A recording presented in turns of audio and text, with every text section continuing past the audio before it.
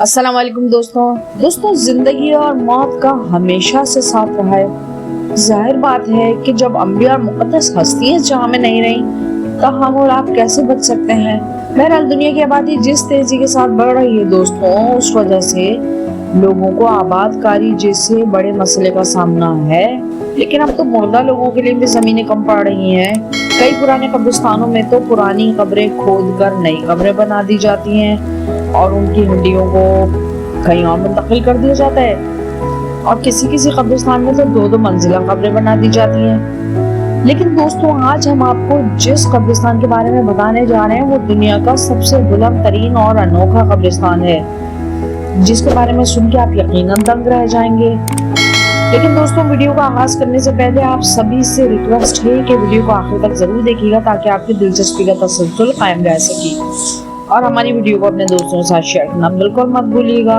دوستوں، برازیل کے شہر سانٹوس میں 1983 میں دنیا کا پہلا بلڈنگ قبرستان بنایا گیا۔ شروع میں یہ ایک چھوٹی سی بلڈنگ تھی، لیکن پھر اس کو ایک 32 منزلہ خوبصورت بلڈنگ میں تبدیل کر دیا گیا، جو کہ 108 میٹر بلند ہے اور ایک پہاڑ کے دامن میں واقع ہے۔ اس بلڈنگ میں ایک وقت میں 25,000 مردوں کو رکھنے کی گنجائش ہے، اور اس قبرستان کا اندراج Guinness book of world record میں بھی کیا گیا ہے۔ دوستوں، دیکھنے میں یہ بلڈنگ انتہائی خوبصورت نظر آتی ہے کہ جس کو اس بلڈنگ کی حقیقت نہیں پتا، جس کو اس کی حقیقت نہیں معلوم، وہ چاہے گا کہ ایک اپارٹمنٹ وہ بھی لے لے، لیکن حقیقت میں وہ ایک قبرستان بلڈنگ ہے۔ اس بلڈنگ کے احاطے میں ایک چرچ، ایک خوبصورت لان، پارکنگ، آبشار اور ایک خوبصورت ریسٹورنٹ بھی تعمیر کیا گیا ہے۔ اس بلڈنگ کو دیکھنے ہر سال ہزاروں سیاح آتے ہیں، اس لیے اگر یہ کہا جائے کہ اس بلڈنگ کی وجہ سے یہ ایک سیاحتی مقام بن چکا ہے تو بے جا نہ ہوگا۔ اس بلڈنگ میں کئی بلاک ہیں اور ہر بلاک میں 150 مقبرے ہیں، اور ہر مقبرے میں 6 قبریں بنائی جاتی ہیں۔